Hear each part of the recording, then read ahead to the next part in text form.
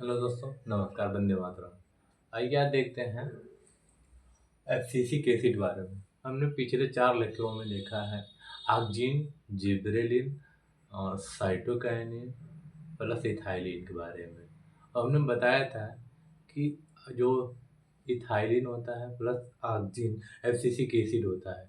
इन्हें growth inhibitor hormone कहते हैं और ऑक्जिन, जिबरेलिन और साइटोकाइनिन को ग्रोथ रेगुलेटर कहते हैं।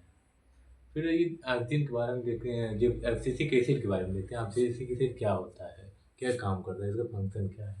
एफसीसी एसिड इसका मतलब प्लांट ग्रोथ इनहिबिटर हार्मोन है। हमने बताया ना कि ये प्लांट ग्रोथ इनहिबिटर हार्मोन होता है। फिर इसका कुछ डिस्कवरी देखते हैं। कार्न और एडिप्ट ने देखा कि काटन बाल जो है ना रुई के पौधे, जिसमें कि पकने से पहले उसके जो बॉल होता है, मतलब गोला गोला आकार का बनता है ना, वो गिर रहा था, मतलब पकने से पहले ही गिर रहा था। इसका कारण पता किया तो पता चला कि एक केमिकल होता है जिसे एब्सिसिन 2 कहते हैं। एब्सिसिन 2 बनने के कारण जो काटन बाल पकने से पहले ही गिर जा रहे थे, और इसे ही इन्होंने कार्न और एडिप्ट ने कहा, इसे एब्सिसिन 2 कहा इसे।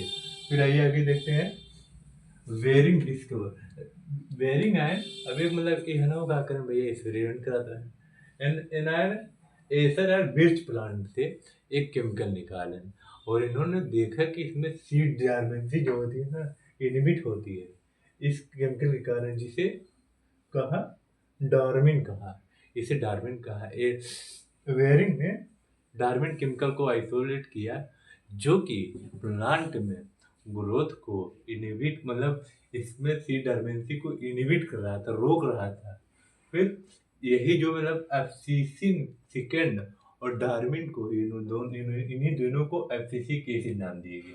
एब्सिसिक एसिड 15 कार्बन कंपाउंड होता है। फिर ABA naturally occurring growth inhibitor hormone, मतलब एबीए जो होता है ना, नेचर में पाया जाने वाला ग्रोथ इनहिबिटर हार्मोन है। फिर आइए देखते हैं इनका कुछ फंक्शन देखते हैं। एब्सिशन एब्सिशन मतलब फॉलिंग ऑफ लीफ, मतलब लीफ एंड फ्लावर आदि, मतलब पत्तियों और फूलों को गिराता है, इसे ही एब्सिशन बोलेंगे। सीड एंड बड डार्मेंसी, क्या मतलब क्या करता है ना कि सीड और बड डार्मेंसी को प्रमोट करता है। Inhibit seed and bud dormancy. फिर अगला function inhibit cell division and cell elongation. अब हमने देखा था साइटोकाइनिन सेल डिवीजन और सेल इलांगेशन को प्रमोट कर रहा था, लेकिन यहीं पे एफसीसिक एसिड भी होता है, सेल डिवीजन और सेल इलांगेशन को इनहिबिट कर रहा है, मतलब रोक रहा है। फिर आगे देखते हैं ग्रोथ इनहिबिटर, ये ग्रोथ को भी रोकेगा। जब सेल डिवीजन नहीं होगा तो ग्रोथ कहाँ से होगा, आपको पता होगा।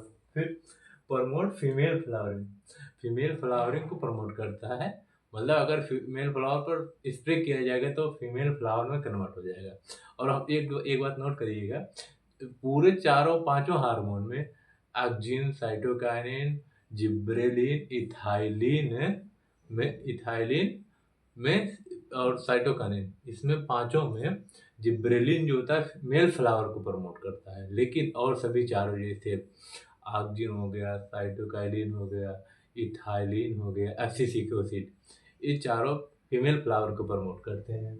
और पोटेशियम आयन के मूवमेंट पर रोक लगा देता है, या मतलब एब्सिसिक एसिड जो होता है पोटेशियम आयन के मूवमेंट पर रोक लगा देगा, जिससे कि स्टोमेटा का क्लोजिंग और ओपनिंग एक्टिविटी नहीं होगा। हमने पढ़ा है ना, प्लांट फिजियोलॉजी में पढ़ेंगे आप लोग कि पोटेशियम आयन मूवमेंट थोड़ी, मतलब लेविट ने दिया था।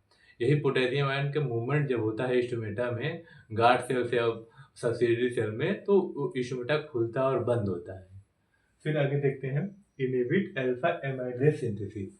अब मतलब हमने देखा था gibberellic acid alpha amylase enzyme के सिंथेसिस को प्रमोट कर रहा था, जिससे सीड डर्मेंसी हो रहे थे, प्रमोट कर रहा है तो सीड डर्मेंसी हो रहे थे। लेकिन वहीं एब्सिसिक एसिड मतलब डिले करता है, सीड डर्मेंसी को रोक कर रखता है, नहीं होने देता है, सीड डर्मेंसी नहीं होता है। फिर आगे एंटी ट्रांसपेरेंट और स्ट्रेस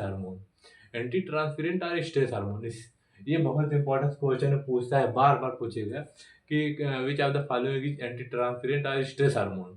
तो आइए देखते हैं इसका मतलब क्या फंक्शन, फिजियोलॉजी क्या है।